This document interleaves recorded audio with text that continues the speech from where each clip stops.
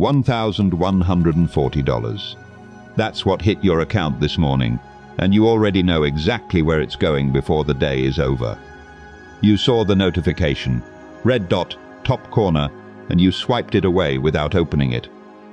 Not because you forgot, because you already know the number, and you're tired of looking at it. You told yourself the same thing you told yourself last month.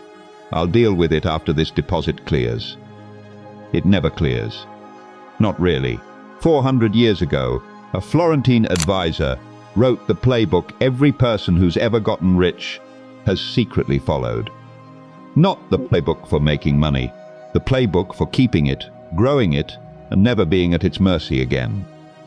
You were told the raise fixes it. More income, bigger title, better deposit. What they didn't tell you, the raise doesn't touch the real problem, because the real problem was never the number in your account. It's who controls where that number goes. And the real reason you can't get ahead has almost nothing to do with money. You'll see exactly why in a minute. There's a name for what's actually running your financial life right now. Call it the more trap. The belief that the next dollar fixes what the last dollar didn't. It's the reason people making six figures still feel broke, and the reason some people with modest paychecks build real wealth. It's not about the paycheck. It's about who's driving. Machiavelli mapped exactly how the people who escape the more trap think, and it comes down to 8 brutal, unglamorous laws. Not motivation, not mindset fluff. 8 specific, repeatable moves. There are 8 of them. Let's get into every one. But first, you need to understand why this actually works. Machiavelli spent his life studying one question. Why do some people hold power for decades while others lose it in a single bad year? His answer had nothing to do with luck, or charm, or even talent. It came down to control. Who controls the terms, the timing, the information, the relationships? Everyone else just reacts.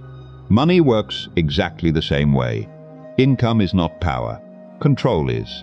The people who stay rich aren't the ones who earned the most. They're the ones who never let the money run the relationship. They ran it. Here's the uncomfortable part. If you've made good money and still feel behind, it's not because you're bad with money. It's because you've spent years reacting to it instead of directing it. Chasing the next paycheck instead of building the thing that makes paychecks optional. You didn't fail at math. You failed at control. And control, unlike luck, can be built on purpose, starting today. I didn't learn this from a finance book. I learned it the year I made more money than I ever had and somehow ended it more broke than when I started. Same job title, bigger number on the direct deposit, less control than I'd ever had in my life. Here's what that actually looked like. Every raise got absorbed before it landed. A better apartment, a nicer car payment, dinners I told myself I'd earned. The number in my account went up. The number of decisions I actually made about that money went down to almost zero.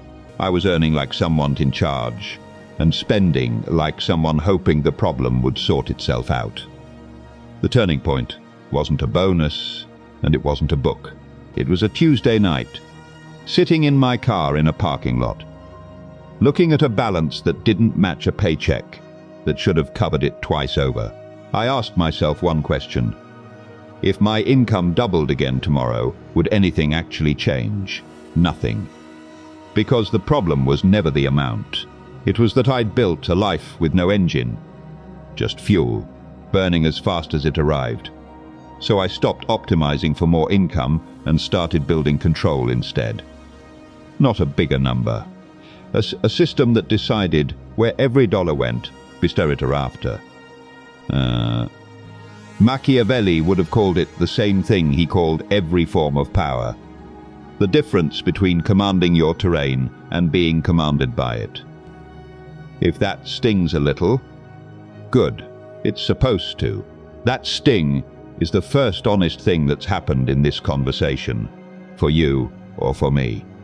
You can see the same law play out in the life of Conrad Hilton, decades before Hilton was a word anyone recognized. By the early 1930s, Hilton had built a small chain of Texas hotels. And then the Depression hit, and his income didn't just shrink, it nearly vanished. Rooms sat empty. Debts didn't. At one point, he was so overextended that he was reportedly borrowing small amounts just to keep the lights on in buildings he legally still owned but could barely afford to operate. By every normal measure, he was finished. Income had collapsed completely, but here's what didn't collapse: control over how he was perceived, and control over the relationships that could still save him. Instead of vanishing or begging indiscriminately, Hilton was deliberate about which lenders and partners he kept close, which debts he prioritized protecting his name over, and which risks he simply refused to take, no matter how desperate the math looked. He protected his reputation like it was the only asset he had left, because at that point it was. When the recovery came, the banks and partners willing to extend him one more chance weren't doing it because his balance sheet looked good. It didn't. They did it because his word had never once been unreliable, even while broke. He didn't out-earn the Depression. He controlled his way through it and built an empire on the other side using the same discipline that got him through the collapse. The lesson isn't never go broke. It's that income can vanish overnight. Control over your reputation, your relationships, and your terms is the one thing that can't be repossessed. The same principle runs the modern financial system. Whether anyone thinks about it this way or not, credit itself is nothing but reputation with a number attached to it. And it's judged over years, never over one good month. That's the real subject of this video. Not how to make more. How to control what you already have so completely that more becomes inevitable. There are 8 laws that make that happen. Let's go through every one. Law 1. Control. The wealthy control the direction of money before it arrives. Everyone else controls it after, which means they don't control it at all. Most people manage money the same way they manage a hallway fire, reacting once it's already spreading. A paycheck lands, and only then does the thinking start. By then, it's too late to direct it. It can only be spent. Machiavelli warned that a ruler who waits for a crisis to plan is already defeated because the plan needed to exist before the crisis arrived. Money is no different. The direction has to be decided in advance, or someone else decides it for you. A bank fee, an algorithm-fed impulse buy, a subscription you forgot was still running. Here's what that looks like. Payday hits on a Friday. By Sunday night, a third of it is already gone to nothing memorable. A few dinners, an app purchase, treat yourself math that felt reasonable in the moment and invisible by Monday. Here's what the fix looks like instead. Before the deposit even lands, every dollar already has a job. A percentage locked away before you can see it. A number for bills, a number for growth, and only what's left is spendable. The decision gets made once, in a calm moment, instead of 50 times a week in a distracted one. Skip this, and it doesn't just cost you savings.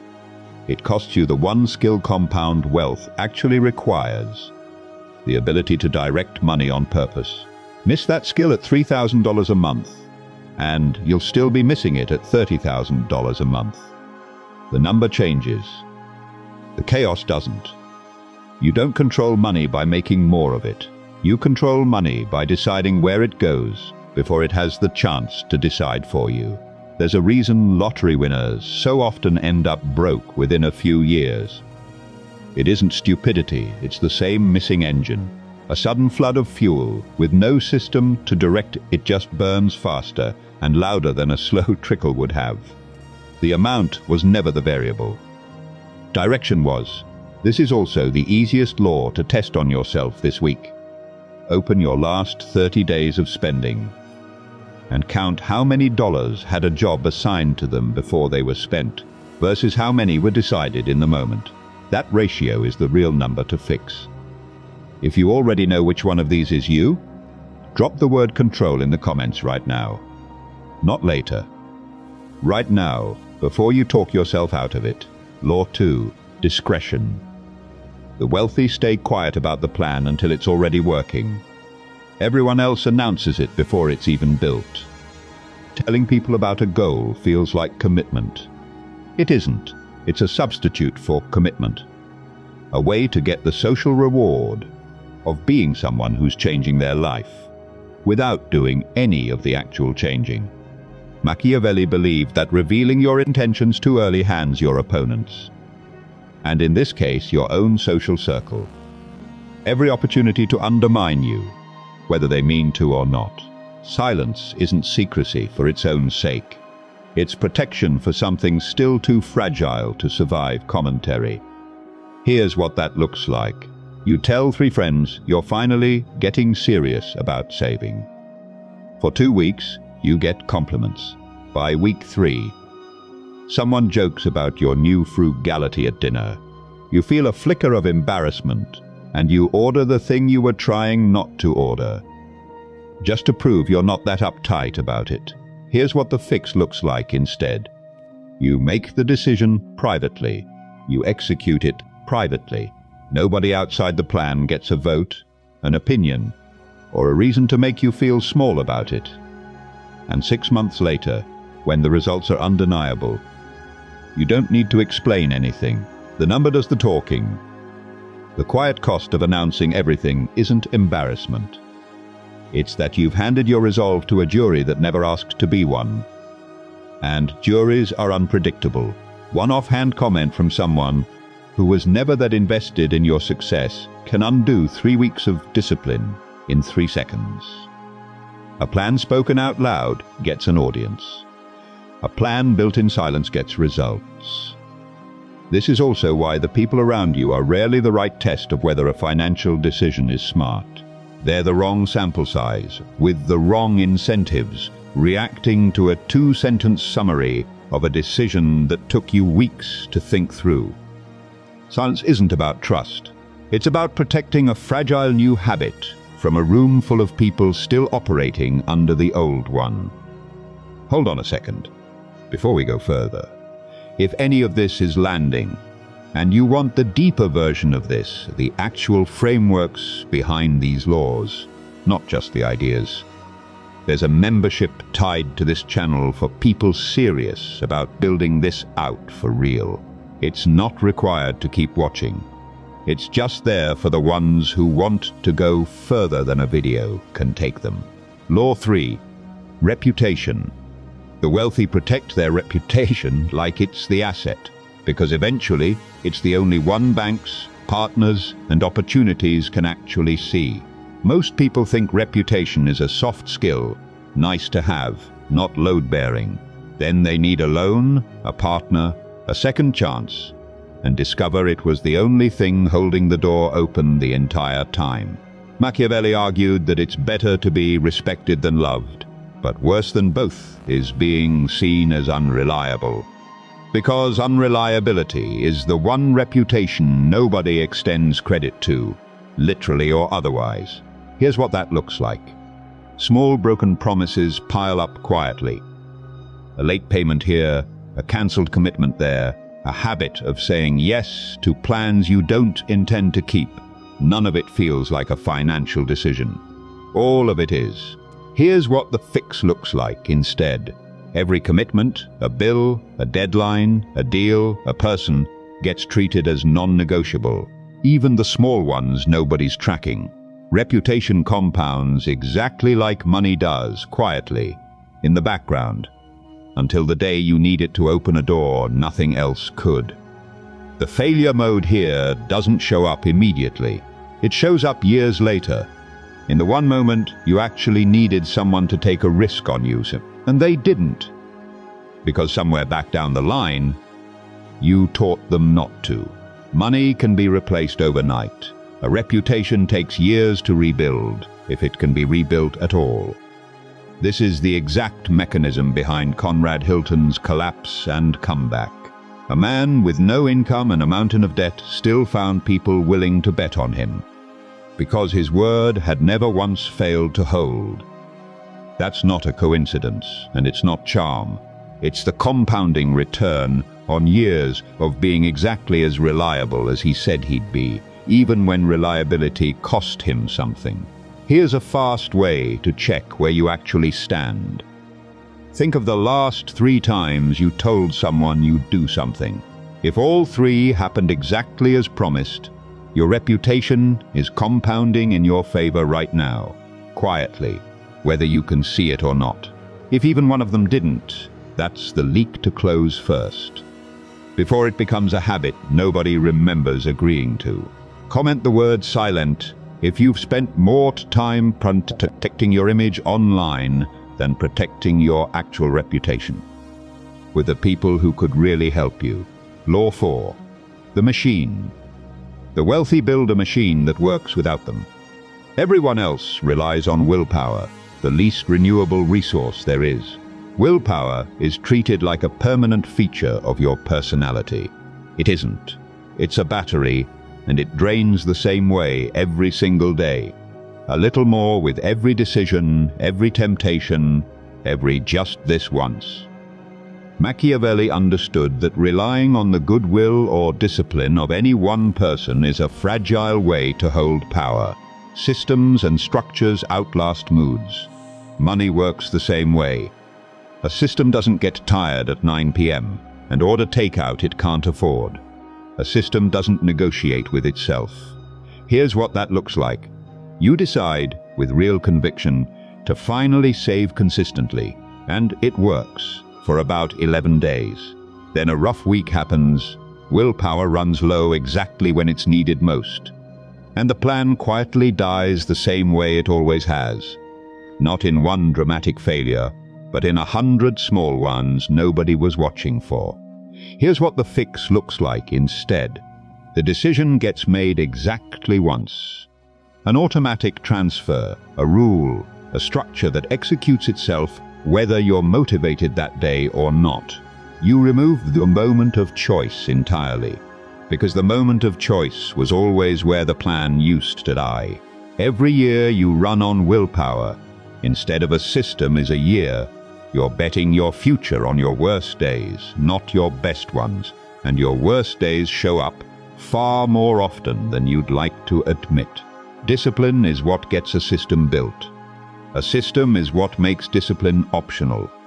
Remember the number from the start of this, $1,140 that hit your account and was gone by Sunday. That's what a life with fuel but no engine looks like in real time. The money wasn't the problem. There was nothing built to direct it before your attention got pulled somewhere else, which happens to all of us every week without exception. Law 5. Patience. The wealthy wait for the right moment. Everyone else mistakes movement for progress. Impatience feels like ambition. It isn't. Ambition builds towards something specific.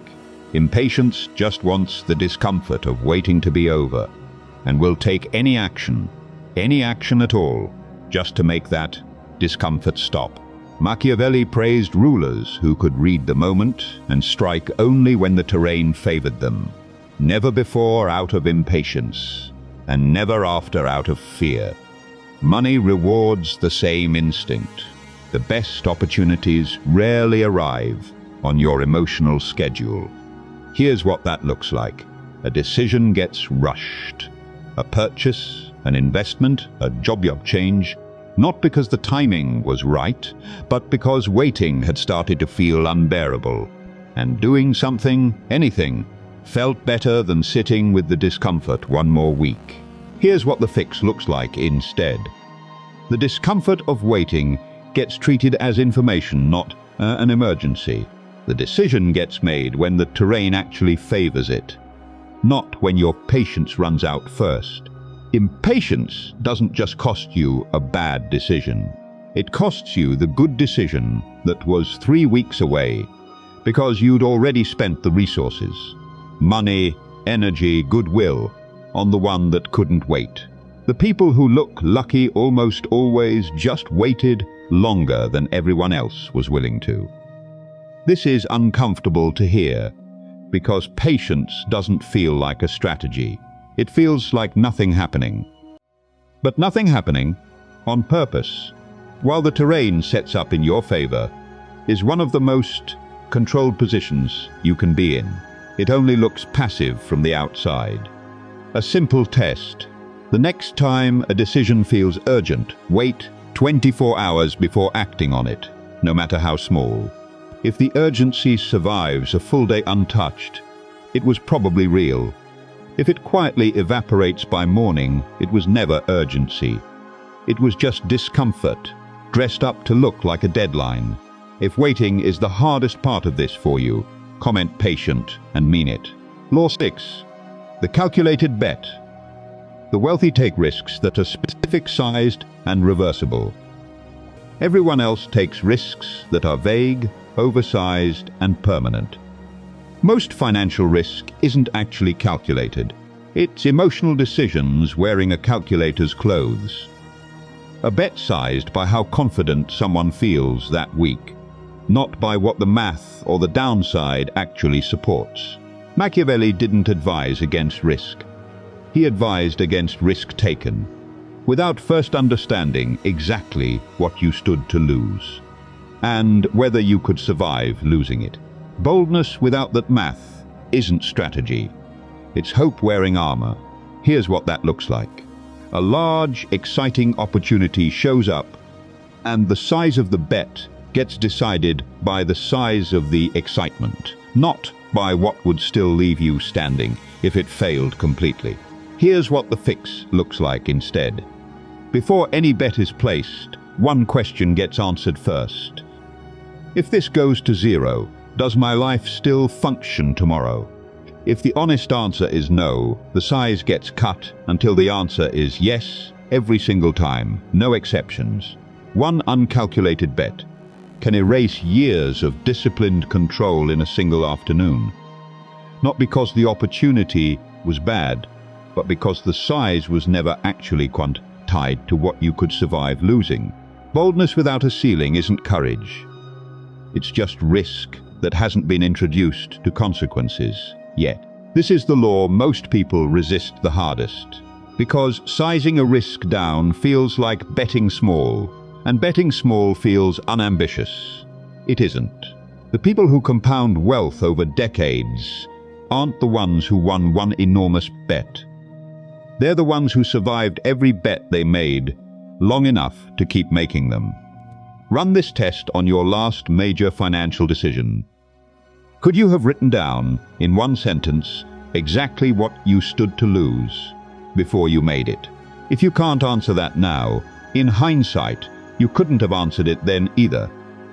Which means it wasn't a calculated bet. It was a guess that happened to feel confident. Law 7. The wealthy choose their financial circle as deliberately as their financial strategy. Everyone else inherits theirs by accident. Nobody sits down and consciously decides to surround themselves with people who normalize overspending, dismiss ambition as arrogance, or treat any financial discipline as an insult to the group. It happens by default, proximity, habit, convenience, never by design. Machiavelli was explicit that a ruler's fate is tied to the counsel and company they keep. Surround yourself with the wrong advisors, and even good judgment gets slowly corrupted by consensus. Money is shaped by the same quiet gravity. Here's what that looks like. Every attempt to change spending habits gets gently sabotaged by the same 5 people, the same standing plans, the same "you deserve it" encouragement that feels like support and functions like resistance. Here's what the fix looks like instead. The circle gets chosen as carefully as the strategy, not by cutting people off dramatically, but by deliberately spending more time around the people whose financial instincts you actually want to inherit, and less around the ones whose instincts already cost you money. Stay in the wrong circle long enough, and it doesn't just slow your progress. It resets your definition of normal to match people who were never trying to get where you're trying to go. You don't rise above your environment, you rise to match it. So choose one worth rising to.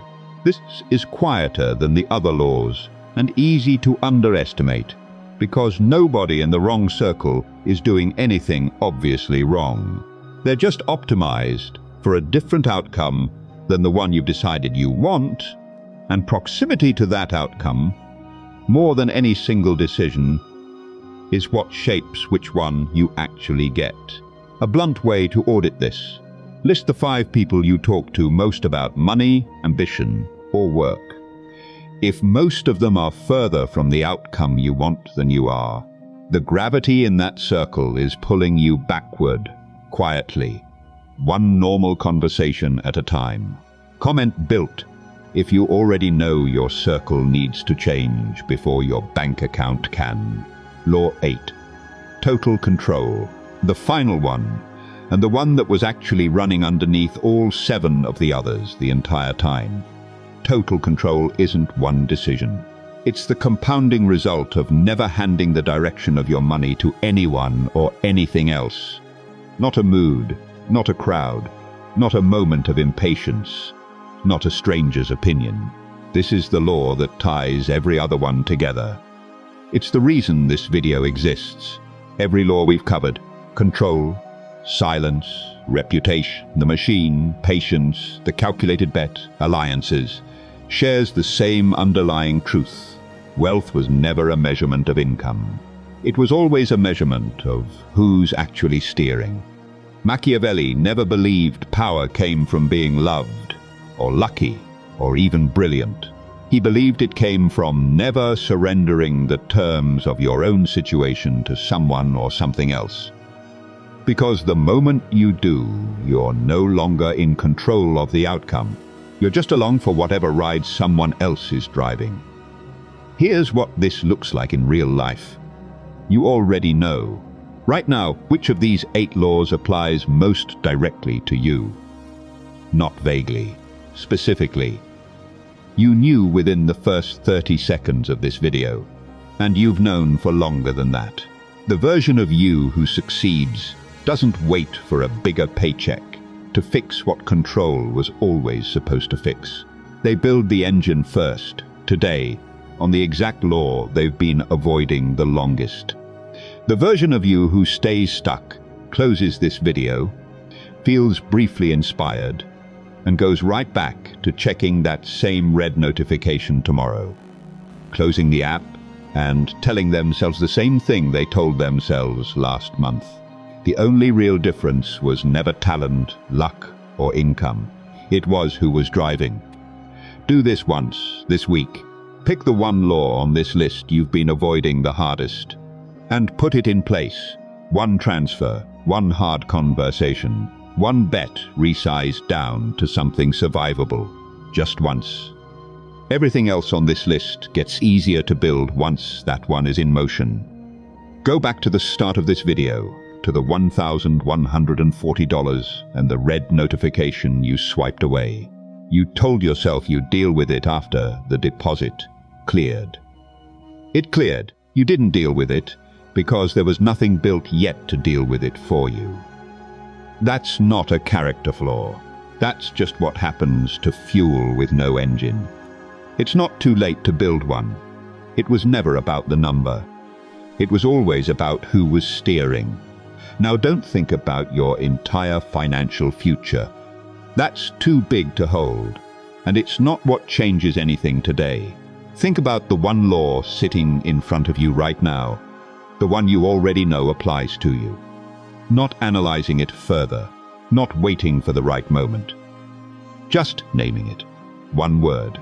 That's the whole exercise. Because that word is the first move. The first time in a long time the engine gets built instead of the fuel just burning off. Wealth was never reserved for the lucky, or the loud, or the ones who made the most noise about changing. It was always reserved for people who decided, quietly, to control the terms instead of reacting to them. If this shifted how you see money, even slightly, don't stop here. What you've heard is only the surface. There are deeper layers to every one of these 8 laws that can't be covered in a single video. Not because they don't exist, because most people aren't ready to act on them yet. If you're not one of them, subscribe. Every video here sharpens your control, closes the gap between where you are and where the wealthy already are, and separates you from everyone still waiting for a bigger paycheck to fix this. No fluff, no noise. Just strategy. Most people will watch this and check that same notification tomorrow. A few will close this video and build the first piece of the engine within the hour. Decide which one you are.